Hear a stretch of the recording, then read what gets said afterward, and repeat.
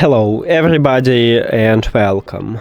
In this video I'm going to show you how to change LED light brightness for your speaker JBL Grip.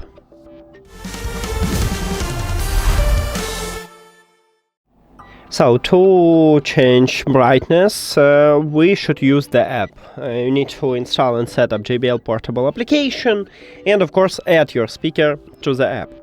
We cannot use controls to change brightness on the application. So open JBL Portable app.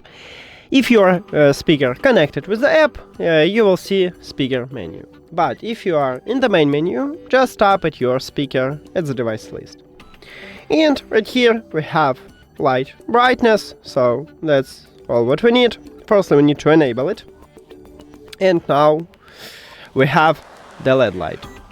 So right here we have the slider for the brightness, and you need to just move this slider to the right to increase brightness and move it to the left to lower the brightness. So this one is minimum.